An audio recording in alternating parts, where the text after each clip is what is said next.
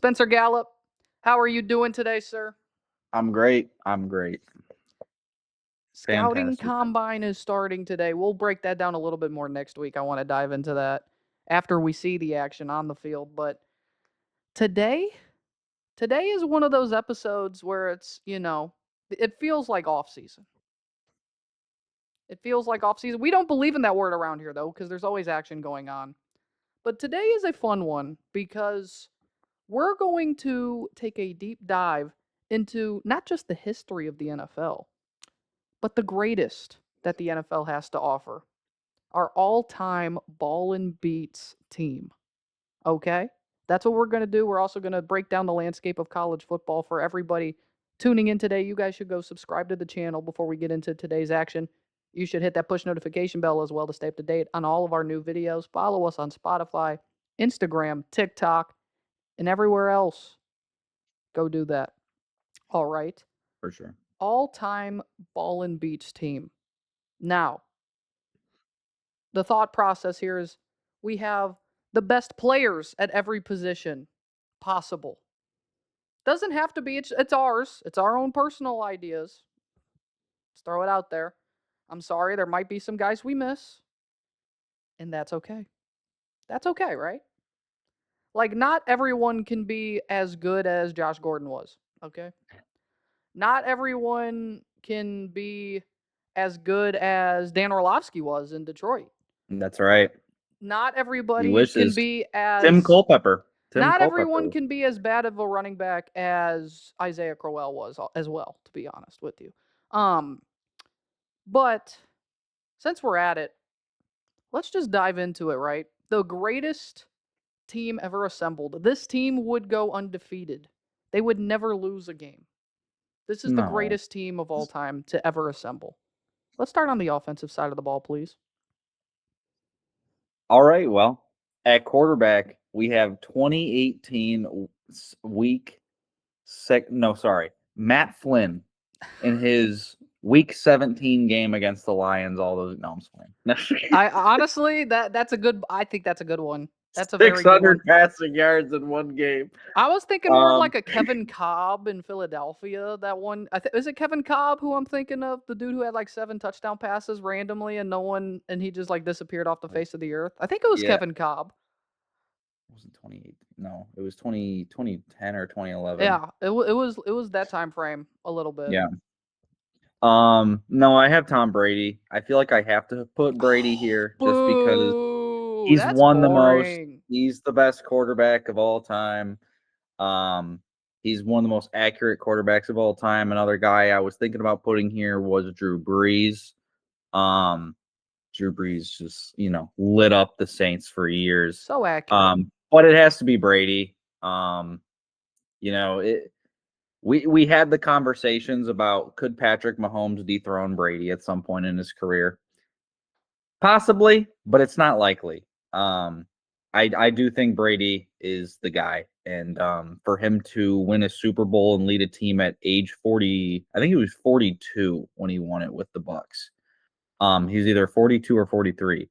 That's about as impressive as it gets, and he had a really good year. It's that a shame. season as well. It's a shame he won't be a first ballot Hall of Famer, right?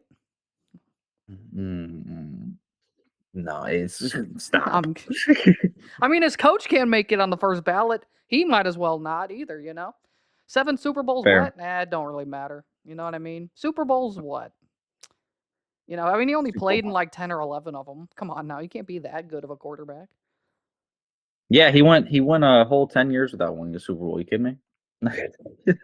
How bad do you have to from be 2000 from 2004 to 2014 didn't win a Super Bowl? Like think about how bad you are to not win a Super Bowl over a 10-year span. Couldn't be the Cleveland Browns or Detroit Lions. They could never do that. Yeah, lost to the bum New York Giants twice in the Super Bowl. Once when you were undefeated. How did you not put Eli Manning up here? Is honestly egregious in my opinion. That's Eli Manning literally when he's playing Eli Manning when he's playing the Patriots. He owns the, sort of GOAT. He's the sort of GOAT. Brady's the sort of GOAT. No, I'm kidding. Honestly, I almost put JJ McCarthy when he's playing Spencer's favorite teams because he never loses. That's also very true. That's very true. At running back, we have the greatest running back of all time, and I will not hear any Walter slander or Payton. anything. It's got to be Walter Payton. No, it is not Walter Payton. It is Barry Sanders, and I don't Ah, care because we knew this that was we coming. ethical football. Football in the 80s was different than football in the 90s. So the 90s was more tough, and I'm not going to hear otherwise. Barry Sanders, even though I didn't get to see him play, watching highlights, growing up a Lions fan, you grew up idolizing Barry Sanders. They got a statue of him outside of Ford Field. Yeah, he's the greatest running back of all time. I'm not going to hear anything else. He did the most with less out of any of these He running did. His backs. offensive line really wasn't that great. He had Herman Moore, but that was just about it. Um, they made with Wayne Fonts, they made the conference title game, but got obliterated by the Redskins. That was when they were just an unstoppable force. Um, and after that, I mean, their last playoff win before a couple years ago was against the Dallas Cowboys, back when Barry Sanders was playing. So it was a while. It was 31 years. Um, but Barry, the elusiveness, the quickness, the jump cuts he could do, the things that he could do with the football was unbelievable. Watching highlights, um, everybody was chasing after him, and you could never tackle him. So I will not hear any Barry Sanders slander, and I will not hear anything otherwise. You want to say Understandable. Walter Payton? Fair. Walter Payton is up there, but I'm never gonna choose a Barry. You kidding me? You got You to be kidding me? honest here, though. The greatest Yeah, what if story of all time. I make the argument always that Bo Jackson was going to be the best running back yeah. of If it all time if wasn't he for his didn't. injuries, If it wasn't yeah, for his injuries, he would have been the greatest of all time. And to be honest, he would have been a Hall of Famer in the MLB and in the yes, he NFL. absolutely would have been. His talent was unmatched. His Hmm. Just look at the dude. He was a walking muscle. That's all he Yeah, was. Like zero body fat on him. Dude, his thighs were as big as some like beds. it He was was unreal. He unbelievable was looking unreal. back at it. Yeah, it was. This man was just pure muscle, and there's a good thing that Bo Jackson incarnated is now in Columbus because then he can carry on that legacy in the NFL, Absolutely. and in college for the next 2 years. But yeah, no, I agree with that. I do think Bo Jackson would probably be on here if he never got hurt because Barry was great, and I'm never gonna say he's not the greatest of all time, but Bo Jackson was right up there too, and he was gonna win it probably if not for those injuries. And I mean, he was annihilating the baseball too. So people Yes, forget he was an elite player in the MLB. he was. Um, I have a fullback on my list. Don't tell Um, me. Don't tell me who it is. I think I know who it should be. it's arguably one of the greatest players of all time. He has a team named after him, and I feel like it's only right to put Jim Brown at my full Yes. position. So, Yes, sir. to be Jim fair, Brown. there's not a whole lot of fullbacks that were great, I mean, or at Patrick least to Patrick his Ricard level, is a decent one. You've got Kyle Juszczyk. to Jim Mike Brown's level. Allstott. No. Kyle Juszczyk. All Kyle right. Juszczyk. No, but seriously, Jim Brown. I mean, the Browns aren't named after him, but they kind of are. They're really not. That's Paul Brown, but it's Jim Brown. They're Jim Brown's Browns. Let's People, be honest yeah, here. half, I guess we'll say. We'll Say give half it of the half to Jim position. Brown. It was all deservedly so. And to be honest, this dude was almost a better lacrosse player than he was at football coming out of Syracuse. Like I remember those days. I was alive back in 1948. But Jim Brown, dude, he's the pinnacle Cleveland Brown statue as well outside Huntington Bank Field out there in Cleveland. You just rest in peace to a legend. Honestly, it's all you can say. Dude was an Yeah, absolute tank. He was way before his time. Way yeah, before his time. 100%. All right, now let's get to the receivers. Now, I actually just now I made a switch because there was something that I Calvin wanted Johnson, to clone. Calvin Johnson, Calvin Johnson. We already know how this I goes. mean, if you could clone 3 Calvin Johnsons, yeah, you're not losing. Calvin Johnson got double teamed and still made catches. You kidding me? Dwayne My Bowe should my be wide mentioned. receiver one is arguably this. I don't know if he's the greatest. He is up there in the conversations, but this guy for me growing up was just a rock on the offense for this team. He was reliable as they came, I think I know who it and he is. was one of the greatest, in my opinion. I know that there's more talented individuals out there, but he didn't drop the ball. I And this know it. guy I know it. is my wide receiver one. Larry Fitzgerald is my wide receiver one on my greatest offense because he did not drop the ball. And while there was players that may have had a little more talent with him, a little more catch radius, Larry Fitzgerald didn't drop the ball. That's the job of the receiver. You Yes. catch the ball. He had more tackles than drops in his career. That is absolutely insane. It's the greatest And stat line out there, I think. Having yeah, more tackles than drop passes as a wide receiver over his 15, 16, 17-year career he had in yeah, Arizona.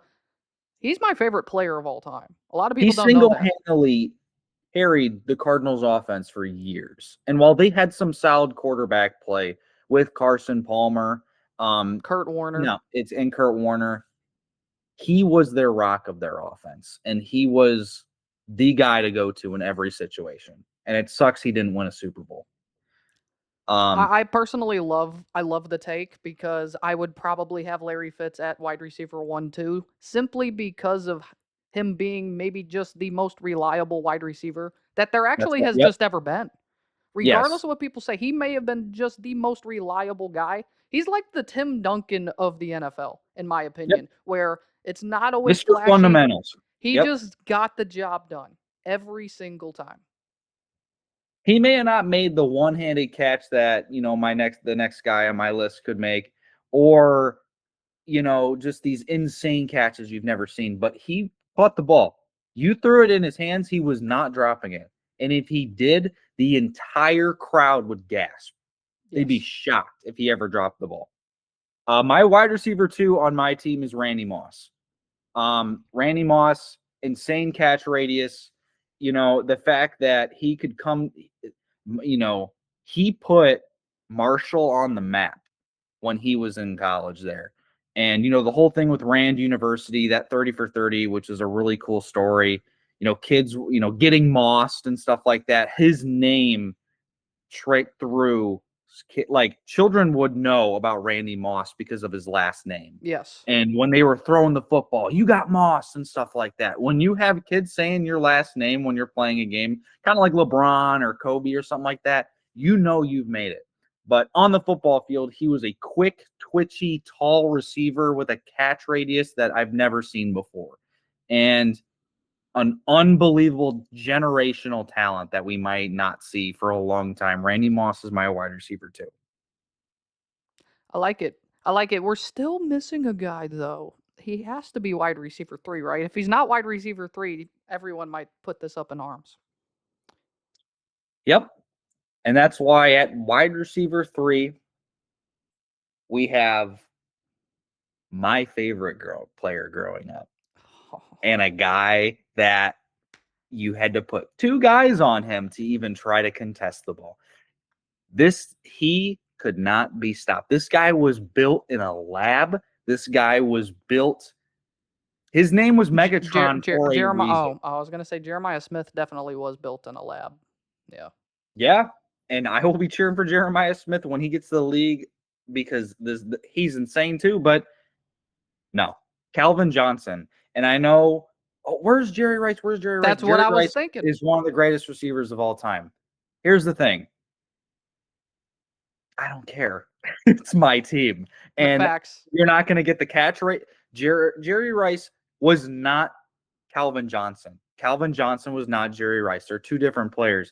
The thing about today's NFL, though, and I'll see it from your defense, you need a big dude. You need a guy who can just torch guys. You need a guy who just grab the ball over someone's face. Yes. And that's what Calvin Johnson did. This guy was literally only weapon Matthew Stafford had for years, man. It was so annoying. He was the main weapon. That's it. We didn't have a run game. We didn't have anything. But he did everything for the Lions. And some of the catches, just go back. I mean, 2 guys on him, 3 guys on him. It doesn't matter. He's catching the ball. But Jerry Rice can be on my bench. I don't care. Jerry Rice, in the 80s and 90s, nah. He Football's didn't changed. have to go up against the greatest defensive backs we've ever seen. Come on now. He played against plumbers out there in San That's right. Francisco. That's right. Exactly.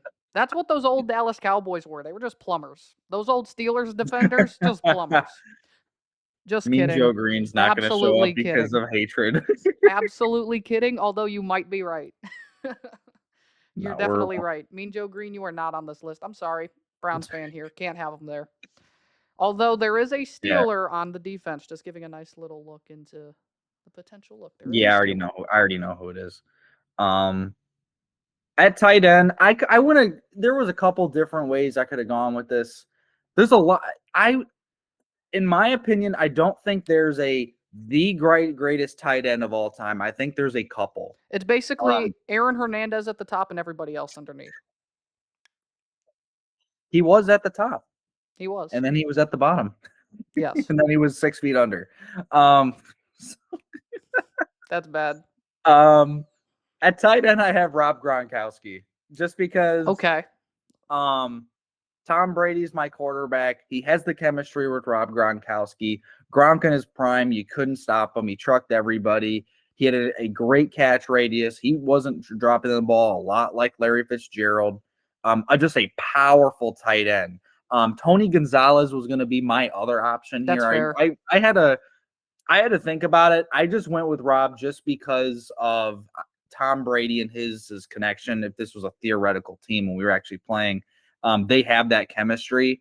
If I had a different quarterback, I might have picked Tony Gonzalez. Those two for me are the greatest tight ends of all time, at least. I just think that they're on a tier by themselves of the accomplishments that they had and the amount of receiving yards that they had and teams they carried.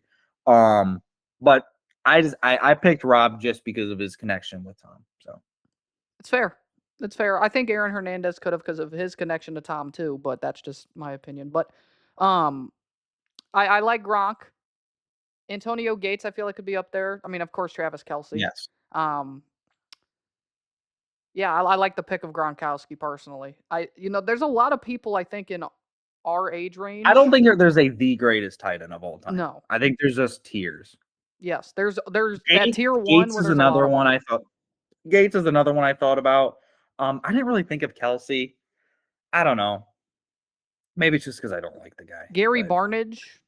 I think he had a nice 1,100 yard receiving season in Cleveland in the 1 in 15 year. I think that should have been a solid. Was it 1 in 15 year? It might have been the year before. It was the year before. Now that I'm thinking about it off the top of my dome. You're right. We're gonna do the best Lions of all time, and Eric Ebron's gonna be at tight end. Eric Ebron. Yep. That's kind of bad when historically speaking he might be your best tight end. No, I'm just kidding. Pettigrew. Brandon Pettigrew. I don't know. The tight end on the team right now might be Sam on that Laporta is team. actually Sam probably the Laporta, best. who's pretty damn good. All right. Now I'm gonna run through my offensive line. I'm just gonna say 1 through 5. That means they're not that good if you can run straight through them, right? No, they are, but I can say the same thing for all 5 of them. Good point. Because you're not breaking this line. You're just not. Like, I don't care. I know Myles Garrett's on your list. I know it. He's not. We'll see. We'll see. We'll see. He's gonna be on that list. I know. So at left tackle, I have Jonathan Ogden.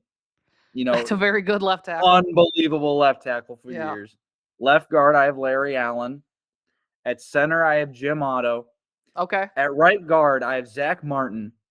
And at right tackle, I have Orlando Pace. I know Orlando Pace played left tackle. We're shifting him over to right, and he's still not letting anybody past him. Joe Thomas has been snubbed. I'm just saying. Absolute bias here. It was close. Joe Thomas was really good and is I would say one of the greater offensive linemen of our generation. For sure. There was a lot of great ones in the past, though, too. There's a lot of offensive linemen you can select. And the thing about it is that the first one that I put on here was Zach Martin at right guard. Because that Cowboys offensive line was just unbelievable for years. And Zach Martin was just that guy. Yes. He didn't give up sacks ever. Yes. It's fair. So It's There's absolutely my fair. offense. That's an elite offense. I can't even lie. That offense is putting up like 48 points a game. And at Absolutely. kicker, Adam Vinatieri. No One of the Sebastian clutch. Janikowski. Vinatieri was one of the clutchest players of all time. Had so many great kicks for the Patriots and the Colts. Um, Multiple Super Bowl victories. All the clutch kicks in the world you could hope for from a great kicker. Janikowski was another one that I thought about, but no, it's Vinatieri. I was thinking more of a Zane Brandon Aubrey Gonzalez. might be on this list at some point, though. He will be on the list of guys who are 23 when we're about 38, 39. Yeah, for Yeah. sure.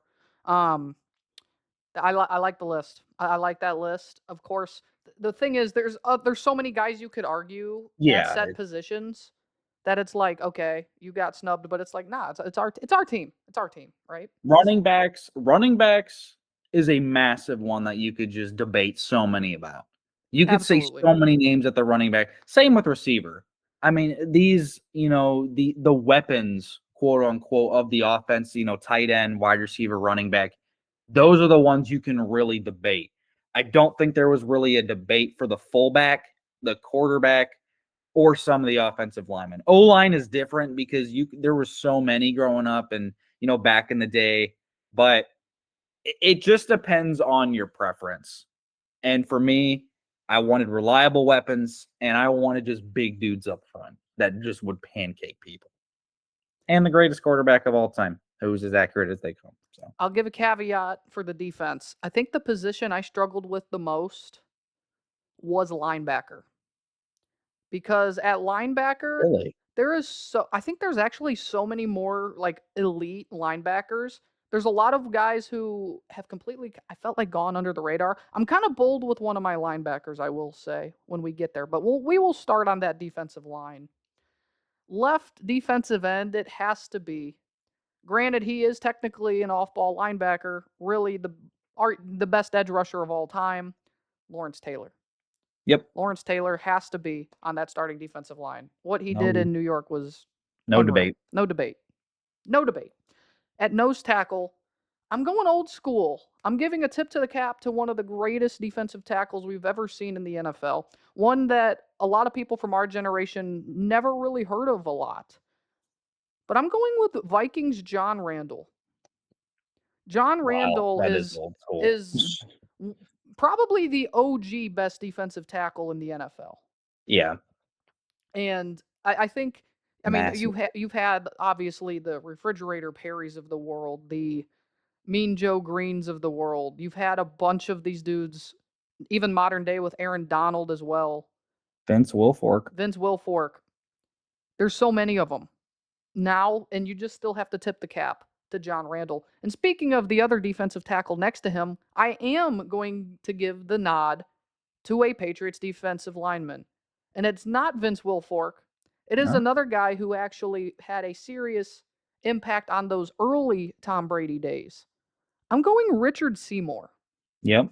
Richard Seymour is another guy who I feel like is maybe just so underrated based off how good those Patriots teams were. He was arguably the best player on that roster in those early Patriots days He when it came to was Tom Brady.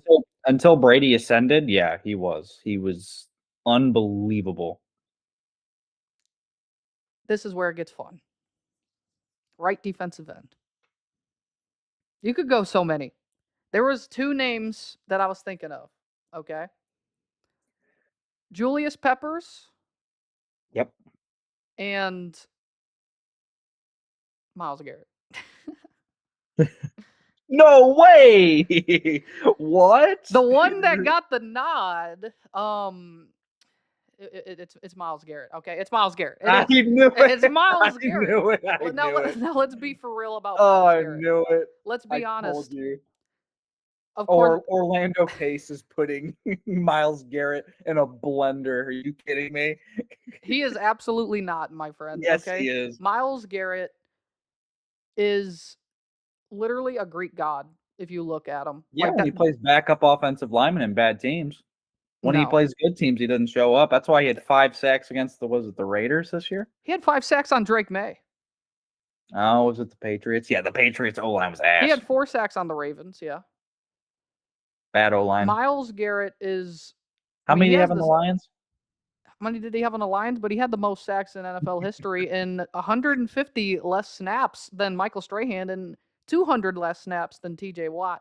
So, I do I think think TJ this Watt's better though, just because he's more versatile. He can play multiple you think positions. he's better? I do. I would rather have prime TJ Watt than prime Miles Garrett. TJ Watt knows You're how to right. win. TJ Watt knows how to win, but Myles Garrett knows how to make money, and that's the difference. Yeah, So, and be pissed off about it. Myles Garrett is the greatest defensive end of our generation, and I don't think it's actually close. Browns Um, fans it, switched up it's on it's Myles really not so close. fast. Literally, when you look at his stats across the board compared to anybody else currently, he is off the spectrum, and then there's everybody else.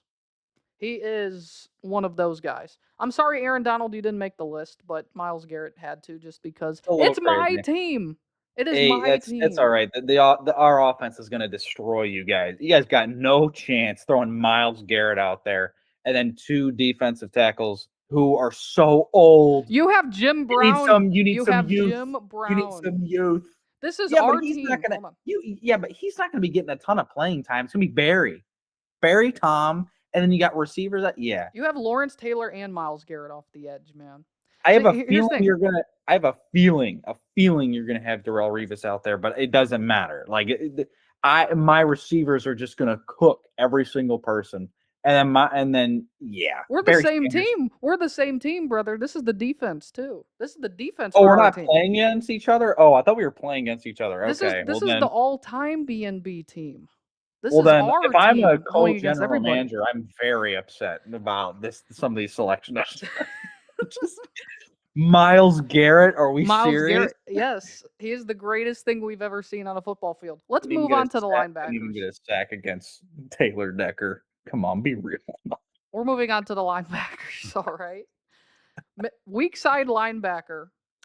Now, like I said already, when it came to linebackers, this was maybe the hardest position because I'm not gonna lie, there's a lot. Like there's Yeah, Brian. linebackers is I hate to tell you this, Brian Urlacher did not make the cut for me.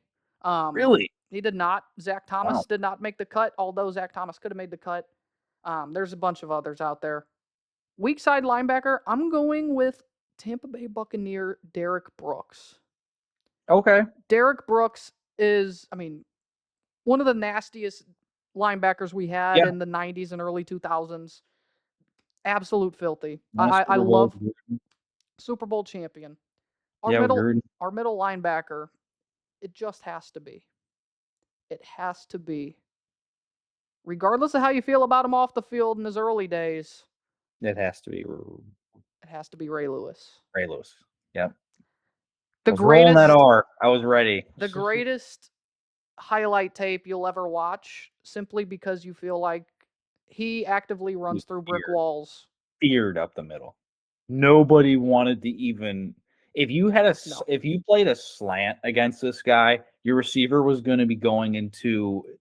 Yeah, The I'll see you shadow in realm. Valhalla. He was I see you going in Valhalla. Yeah, he was going to the shadow realm for yeah. sure. Um, I remember seeing Tom Brady sitting down with Bill Belichick one time, talking about just fearing just that Ravens defense anyway, like trying to not throw the ball towards Ed Reed, Ray Lewis across the middle. I mean, it's just absolute nightmares, Yes, absolute nightmares trying to play that Ravens defense in them 2000s days, man. Um, Ray Lewis, one of my favorite players of all time, regardless of where he played at. Hated playing against him, loved watching him. Has to be on this team. And yes. this is where it got interesting for me. I wanted to go here with the Sam linebacker here. I wanted to go with maybe a guy who doesn't get enough credit, should probably already be a Hall of Famer that no one talks about, and will be a Hall of Famer in his future. You could make arguments for Luke Kuechly. You could have made him an argument for middle linebacker or whatnot. Brian Urlacher. This is bold. London Fletcher. Hear me out about London Fletcher. 40 interceptions in his career almost. One of the best run stoppers in the NFL when he played, specifically his Washington days. Early, I mean, he's a Super Bowl champion when he was with the greatest show on turf early on in his career in St. Louis at the time. But when he was in Washington, he was maybe one of the more consistent linebackers in the NFL. Yeah. Spencer's like, why London Fletcher? Because this dude could pick the ball off. That's why. It's We not need the a job cover. of a linebacker. Say what? It's not the job of a linebacker. It's Is not, to but he was a pick great the run ball stuffer. off. He was a great run stuffer. No, he was fantastic, a legend in Washington, like we talked about, and then with the Rams in his early days. Um, I don't have a problem with it. No, no. Not talked about enough, I think. He is That's actually fair. he's very similar on the Zach Thomas trajectory where he's going to be a Hall of Famer, but in like his 14th or 15th crack at it. And it's Yep. like, wait, why was he not in the Hall of Fame earlier on? His stats are better than some of the greatest linebackers we've ever seen. So I'm giving the nod to London Fletcher, and his respect is deserved. This is Did where it gets you fun. only choose him because he was born in Cleveland? We're not going to say that. Moving on here. As co-general manager of this team, I'm thinking there's some collusion going on with our defense. There might be a little bit of collusion, but it's okay. It's all right. Nothing hurts a little collusion, okay? Just a little sprinkle of it. I chose Barry and You chose Galvin. Barry and Calvin Johnson. Allow me to enjoy the Northeast Ohio boys, okay? Yes. Just, All right. just. All right. All right. All right. Moving to corner. Cornerback one. You already said his name. Sadly, it has to be Darrelle Revis. Yep. I was gonna say it has to Probably be in our generation, growing up, one of the greatest better, corner. probably greatest corner we've seen in our Yeah. lifetime. Revis Island was a thing. It was. It was a thing for a reason. Absolutely. That graphic of him, like it said, it just said Revis Island, and then it was like a strand of like 8 receivers, and it was like 2 catches, 20 yards, Yep. 3 catches, 40 yards, 1 catch, 10 yards, 0 2 catches, 0 yards. Yeah, and then it was unbelievable what this guy was doing, And and it the fact was the Jets were. It's the Jets. it Yeah. was like some of the best receivers too, period. It was the best Yeah, guys in it the was the league. greatest of the generation. He was locking down like Larry Fitzgerald and all those guys. It was unbelievable. Cornerback 2, honestly similar time frame, but he was around a lot longer and came in the league a lot earlier. But was a absolute cornerstone of the Denver Broncos defense in Champ Bailey when he was there. Champ Bailey is corner 2. Yeah, that's good. He could have gone Deion Sanders. No. Could have gone other pieces. No, Coach Prime. Not Coach Prime. Not Coach Prime. But Champ Bailey's a great pick. I'd rather have a champ on my team. But then than again, you Prime can't time. have bad picks really with this. You All can't. of these guys are all Hall of Famers or soon to be. So Strong safety. Probably except the most fun athlete you will ever watch on tape, just because he would tackle a guy by the time the ball was snapped. And the Head and Shoulders commercials, you can never get enough of them. Troy Polamalu has Yep. to be on the On my greatest list. team of all time. He was maybe my first ever favorite player, possibly, as a Browns fan, which is crazy to say. But watching his highlight tape is probably the first ever real highlight of my life, was watching Troy Polamalu highlights. Yeah. That dude was nasty. A heat-seeking missile. Constantly. And it's not like, lot of after that AFC missile guys. burnt out, you could still light him like 3 or 4 times later. It was just continuous disruption. Yeah. A lot of AFC guys on the defense. There is. I think the AFC you could look at some of those other NFC guys. Of course, there's guys like Reggie White, and some You other mentioned pieces. Luke Kuechly, yeah. Like I said, basically the 85 Bears, if you wanted to. They could all be here. I think the AFC's gotten a lot of great defenses, at least in our Yes. kind of generation time frame. Oh, We've seen a lot more of that. And of course, free safety. I already said strong safety. Free safety, it has to be Ed Reed. Ed Reed is, in my opinion, humbly, the greatest safety of all time.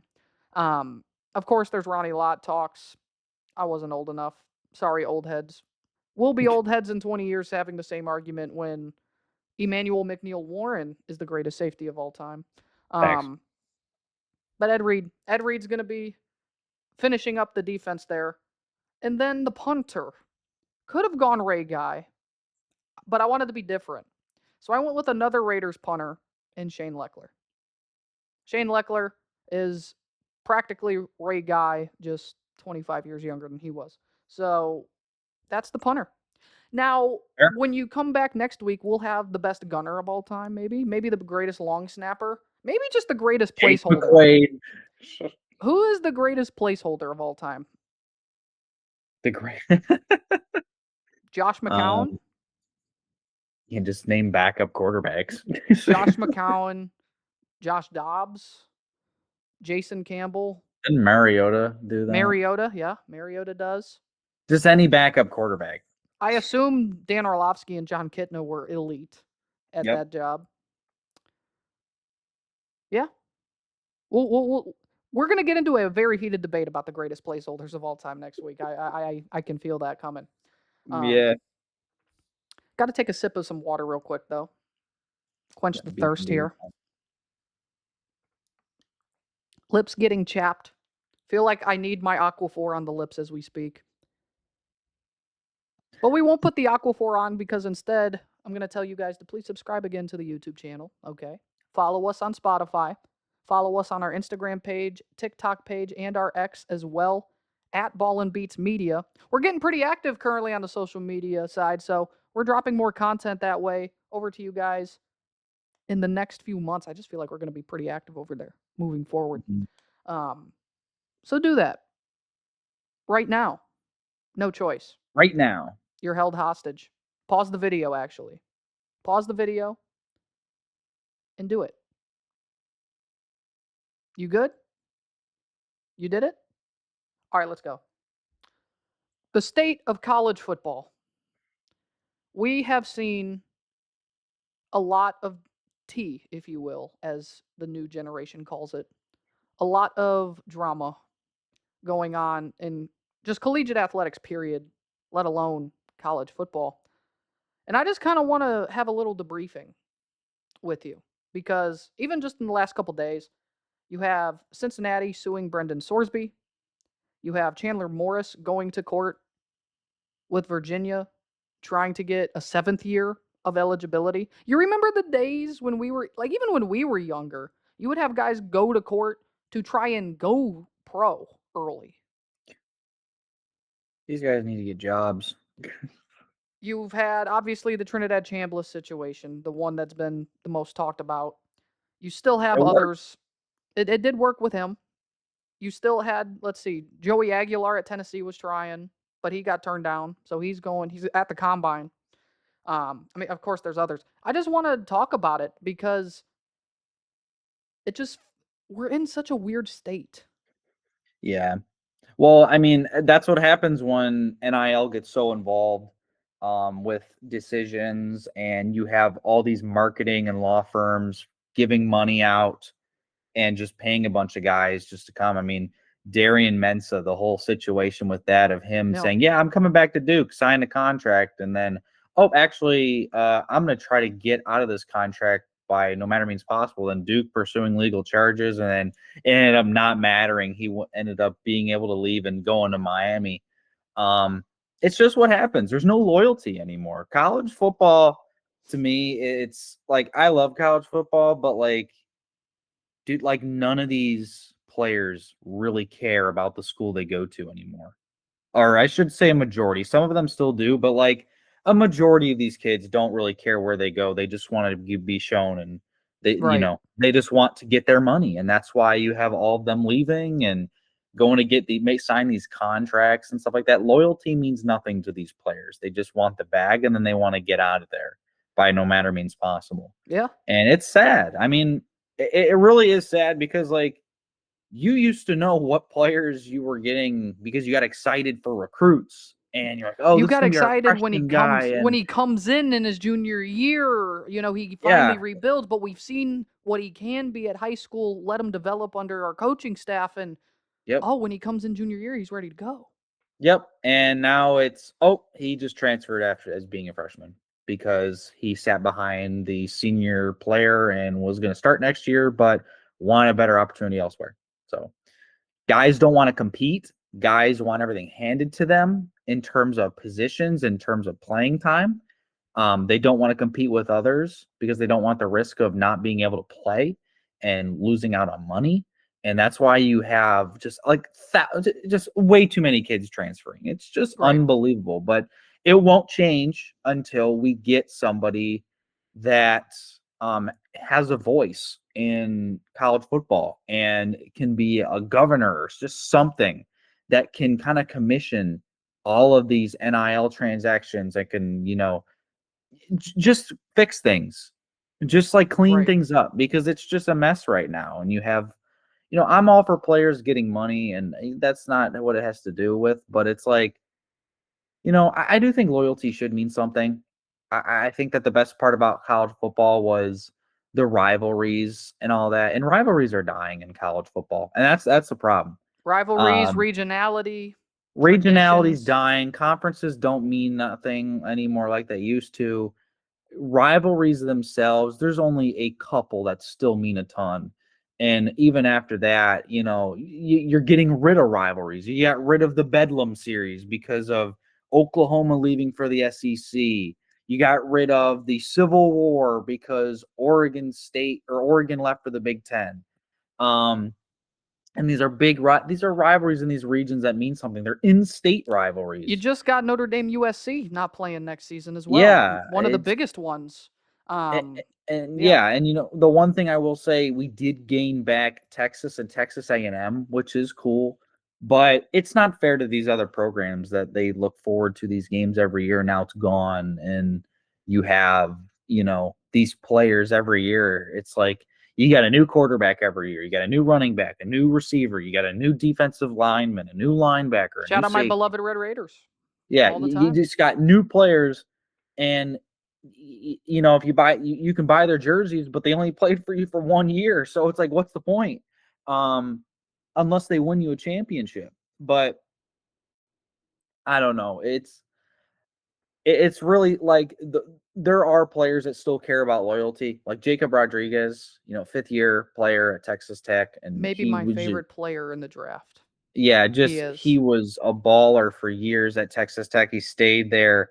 Um, and then even players like who are going to the draft now with like Ohio State and Carnell Tate, staying years even after last year, Oregon wanting to go poach him. And here's another thing. It's like high school recruits are getting poached for money. And it's like some of Yes. these kids Yes. just turned 18. They just became adults. Some of them aren't even 18. The whole situation, I can't remember that dude's name, but he had to commit to Tennessee and he wanted to go to Ohio Legend State, Bay. Legend Bay, because his family didn't want him to go to Ohio State. And they literally forced him to stay to Tennessee, commit to Tennessee and sign. And then when he turned 18, he was able to just drop it and then go back to Ohio State where he wanted to be. It's like, what are we doing? Like, this is Yeah. ridiculous. And I know that doesn't have much to do with NIL, but like, it's still His college situation, sports. I will say his situation did though, because the rumor was Tennessee was offering his family even more money than Ohio State was, under the kind of like the under the table stuff, but they were offering the family money for him to sign at Tennessee, where Ohio State's just where he wanted to be. He ended up still where he wanted to Yeah. be at the end of the day, but the whole process of it was crazy. I do want to go back to what you said about kids being handed stuff and a bunch of other, like, they want things handed to them, not really work for it. That's the kind of society that we just have created, period, when it comes to athletics. But in particular, No one these wants to compete. these coaches and how it is now, they are catering to that. They are catering to that mentality. And it's partially because of the fact that right now in the state of college football, recruiting, developing players, it doesn't matter, which is in the long run the worst possible thing for the pro game, is the overall development of these players, because they are not going to be as ready coming in, or they could be even more ready depending. We've seen, like, you have Akeem Mesidor who's 25 years old out of Miami, when he's going to be drafted as a rookie and might be maybe in year Tyler one. Shuck. Tyler Shuck's 26. Yeah, I think he was drafted as 25, but he's 26 26. Yeah, now. now. But it's like that. You're going to have those guys, but you're also going to have the dudes that just aren't developed in a same system, and no how to be coached either. So Yeah, there's a and lot of issues with the current state because name, image, and likeness was never meant to be contracts to sign to play. They were meant to be contracts that give you money to benefit for your name for yeah, and merchandise sales. here's the multiple issues that I have with it. It's the fact that number one, you don't even know if your players you recruit these players and they commit and they sign and you're so excited and you're glad that you have them on your roster if you're a head coach. And then if they don't play, like if they play a little bit or if they don't play at all and they don't want to develop and learn by practicing, you got to worry about retaining your players. You got to pay to retain players now. And Yes. that's stupid. That is awful. You should, and it's like all of this is based off of projection. Some of these players just want a bunch of money because, oh, I was hyped up in high school and I'm going to be super great. And then they don't start. And then they're like, you know what? I don't want to stay here anymore because this isn't fair. Meanwhile, they were going to give you the opportunity next year. And then you have issues with the transfer portal where you got guys decommitting, committing, decommitting, committing, decommitting, committing, and then every single year it's a new team. You had one guy who in 4 years went to like 5 or 6 schools. And then it's ridiculous. Shout And out then TJ Finley for his 7th year or yes, that's 6th what year it of college. was. Well, you have 6th year of college for him this year. It's either 6th or 7th year of college, and he's on his 7th team. He's now at Incarnate Word. He started at Like, what's the he point? was at LSU, What's the then point? Auburn, then hold What is on. the point of going to Incarnate Word? Like, well, actually, I shouldn't say that with Cam Ward, but He started um, there though, you know what I he did. mean? Well, He worked yeah, his way up. He was the anti TJ Finley. yeah. He TJ Finley ended up at Incarnate Word. That's an issue. Um, Jaden Rashada is one guy that really comes to mind when the whole NIL era really started to take off, where he yeah. signed with Florida, but he requested out of his letter of intent because that NIL check didn't come through. So he went to Arizona State for a year, started, but barely played. He did start the years they started, but barely played. Transferred to Georgia to sit on the bench for a year. Was at Sacramento State this year, only played like 2 or 3 games. Shout out Maction, by the way. And now he's back in the portal somewhere else. I don't know if he actually has gone anywhere. But Who was that tight end that played 9 years of college football? Cam McCormick, Cam McCormick. It was Oregon and Miami, wasn't it? yes. Because he started out in Miami, I'm pretty sure, and then he ended up at Oregon or vice versa. When you have 4 ACL tears, I mean that's a little more understandable. But at the same But time, at it's that point, still why are 9 you years. playing football? Why are you playing football when you were 26 in college? You don't need, like, if you have 4 ACL tears, that is God telling you stop playing football. It's done. You Yeah, need to stop. It's like probably. just let your leg rest.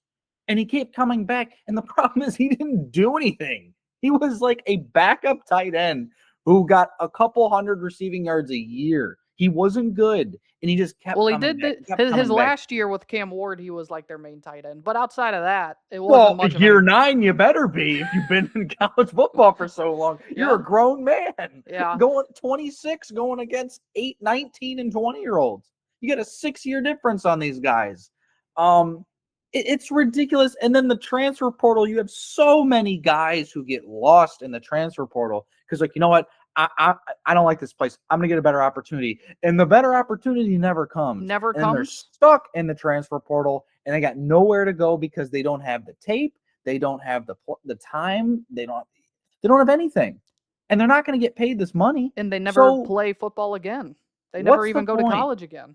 Some of them. Like it's really sad. It's turned into NFL light where it's essentially free agency with the transfer portal. Just yep, whoever gets the most money, I don't care. Just take all this money. You got all these boosters just saying here, burn it. Um, it benefits programs, and then it benefits some programs, and then it hurts other programs. Like the teams that are getting hurt the most are the group of 5 teams. Yep. The group of 5 teams, you will this is my whole argument on why the group of 5 should not be in the playoff, because you will never get a group of 5 team like the Cincinnati team in 2021 where it was just all like great players who have been in the program, who have stayed at Cincinnati. You had Sauce Gardner and Kobe Bryant and the corner duo that they had was unbelievable. Their defense, you had Desmond Ritter, who was, spinning the pigskin before he went to the NFL and sucked. Jerome Um, Ford at running back. Yeah. yeah, like they had a good offensive line. They had Mhm. great players that were developed through their system for 3-4 years. It was an experienced team that had they all played with each other for years. You're never going to get that again. You never will, because the moment a good player comes up in your system, they're gone. You Yeah. don't know how surprising it was to me that Quinyon Mitchell did not leave Toledo when he could have left for Alabama like that. Nick Saban wanted him, and he is the only player that I can remember. Nick Saban said this. He wanted to stay at Toledo. He wanted to be that guy. And for that, Quinyon Mitchell will forever be one of my favorite players at UT of all time. And I will Absolutely. cheer for him forever in the NFL. That's why I was happy for the Eagles and him when he won a Super Bowl, because he stayed loyal to Toledo. He stayed loyal to this fan base, and he just dominated. And he could have gone to Alabama and probably done the same thing. It didn't Exactly. matter. Exactly. But there is some loyalty in some of these players, and I think loyalty speaks volumes. And Quinyon proved that. The fact that that team did not win the MAC his last year is ridiculous. It is But very, very ridiculous but and that's an Jason indictment. Campbell and UConn. You have fun with that, but that's not the point. The point Who knows? is Maybe that, they might be in action at some point, maybe in football again. Wouldn't that be who funny to see knows? Jason San Jose Candle? State's going to be in the MAC next year. Who the hell They knows? that We're just nothing screams Mid-American more than having another California team. University of Alaska at Anchorage. We're just going to throw all these programs in there because why the hell not? We're having Sacramento Yeah. State, who sucks at who they might be a middle of the MAC. They might be the middle of the pack MAC team just because the MAC really isn't that great. But they're not all that great. They bring California, they bring that market, but like the point is, it's sad what's happened to college football. I loved college football growing up. You knew the players growing up through the system. My memories of watching early 2010s Ohio State football. You knew these guys who were coming up the system. You were excited to see Braxton Miller. You were excited to see all these players. And it's the fact that we won't ever get that again because players don't want to develop.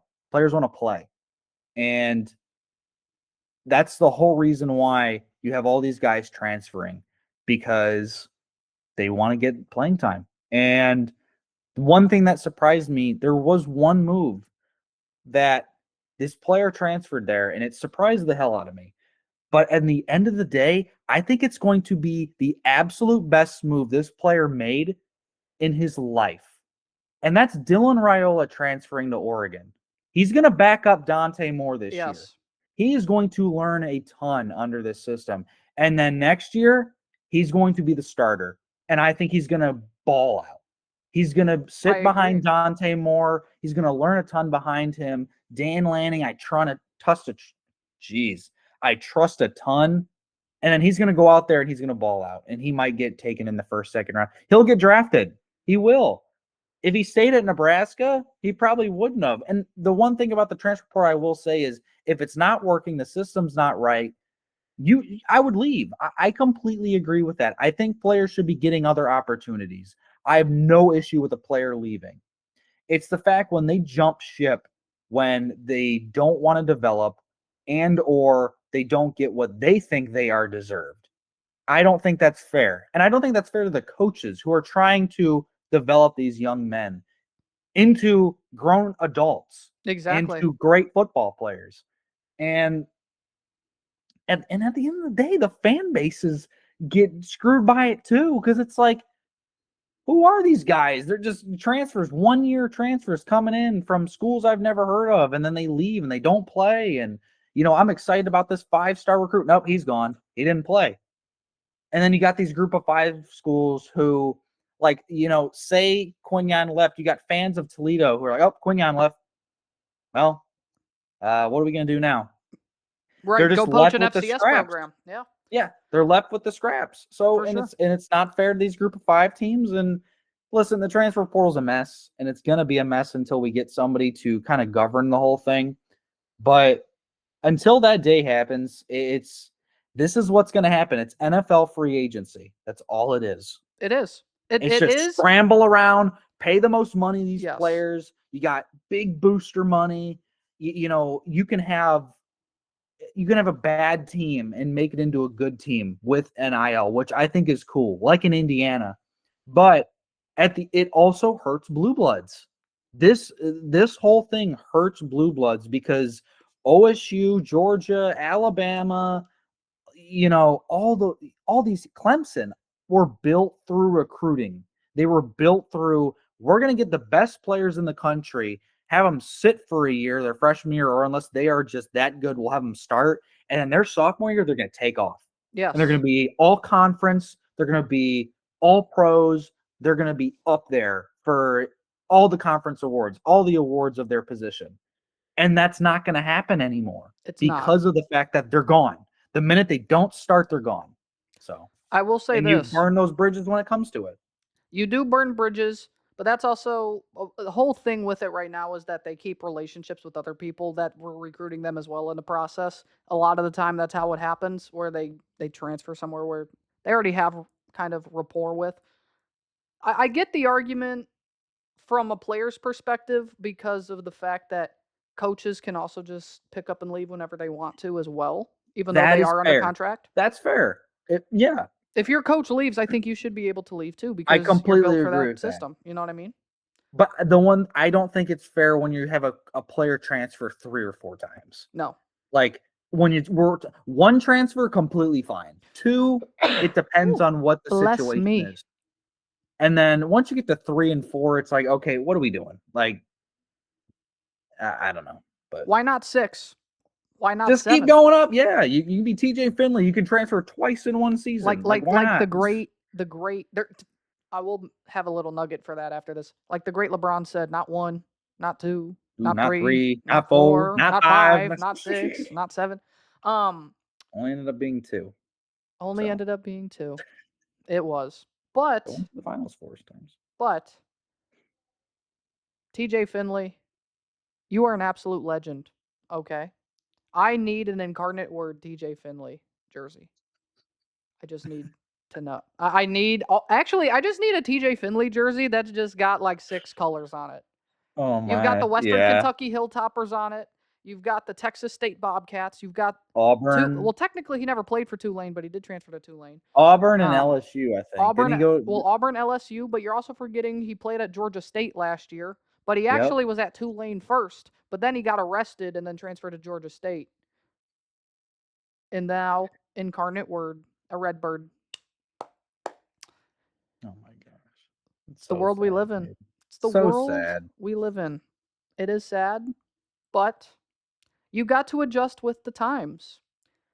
You know, as someone as well who is big reason why I even want to do what we do here is my passion for college football. College Yep. football for me it's my favorite sport. Of course, I'm a Browns fan, so I would like college football more. But college football, like I grew up, I was 5 years old reading the magazines of Jimmy Clausen at Notre Dame and just picking apart those magazines of those players. I grew up on that kind of stuff when I was younger. And just the overall recruitment and development there, that was the love for it. And to be fair, there still is that. It still Yep. is there. It's just not the same as it was because of the modern era and how we are now. Um, College football to me will still be the greatest sport, and it'll be hard for me to think otherwise. But it is different. It is different. I know your favorite sport is baseball still at your purest heart, but for me with college football, it still will always be number one. Your college football is my baseball. So Exactly. And I cannot wait to watch Louisiana Monroe versus James Madison whenever they play. I would watch Owens Community College play football if I could, but that's where we are. That's where we are in college football and college basketball. We don't even talk college basketball much yeah, on, but college basketball might be feeling it even worse simply because the the whole entire situation with having NBA players come back to college. At least we haven't had Myles Garrett say, "Hey, Texas A&M, I have another year of eligibility since Oh I my entered the draft. god. Can I come back?" Like, just How many imagine that. how many sacks would he get? How many sacks would Myles Garrett get if he went back to college for He 1 would year? get the sack record that he's really aiming for in the NFL, which is he would get past 30. He'd probably get, if I had to guess, I'm saying close to 40. I would say close to 40. I'd say like a 37 and a half, something like that. That's actually nuts because that was the number that came to my mind was 37 and a half. Yep. Like what would if like say Caleb Williams or Patrick Mahomes or just like any of these dudes just said, "Yeah, I just want to come back and play college I got football another year of another chance." eligibility. Why not? All the college basketball players are just saying, "Hey, why not? Let's go back to college." It's it's kind of wild to comprehend some of that stuff. Like specifically when it came I think to JJ McCarthy needs another year at Michigan. when you're talking about guys like Amani Bailey, when you're talking about guys like oh, who's the other one? Who's the one who James Najee? James Najee. Yep, If you're talking James about those two Najee, college basketball players who actively played in the NBA, not just not like the Bediako situation where he G League. was a G leaguer. These two actually were on NBA rosters, and you have is it Amani or Amari? Amari? It might I be think it's Amari. Amari. Amari Bailey, who played at UCLA, got drafted, has played for the Hornets, and is actively going on college visits right now to like Grand Canyon, some other I think schools out in the West. Why not? Why not? Why not have Things and stuff. why not Excuse me. Shamar Stewart come back to Texas A&M Yeah, next season? he probably know? could use it. He probably could use it, honestly. I know Cincinnati fans would probably be ecstatic about that one. Yeah. But why not? Why not have, Tom Brady just say, screw it. I just got to line up for Michigan one more time at 47. Yeah, hey, like I said, JJ could probably use another year. He's got another year of eligibility. So I need why not? JJ Watt to come to the MAC. Go back to Central Michigan where it actually started. Let's get let's get Khalil Mack to Buffalo. Let's get Max Crosby back at Eastern Michigan. Let's get Quinion back at Toledo. Like, come on. I agree. I think Eric they should all get a chance. Alexander back on the D line. Let's just why not? Might as well. You just have to. You just have to. That's going to wrap up episode 24 of the Scoop and Score Football Show, brought to you guys by Ball N Beatz Media. Before you leave, you should subscribe to the channel if you have not already. Hit the push notification bell to stay up to date on all new videos. We have a new episode every single Friday, as it should be Friday, at 6 p.m. Follow us on our Instagram pages, TikTok page, and our X. I've switched from Twitter. I've switched from Twitter. I've fully gone in on the X now at this point. We will be back with you guys next week discussing some scouting combine winners and losers and maybe our favorite prospects in the draft next year. Free agency is just around the corner as well, coming up in the next couple weeks. We will discuss further down the line. We'll see you guys next week. Take care. Peace out. Peace.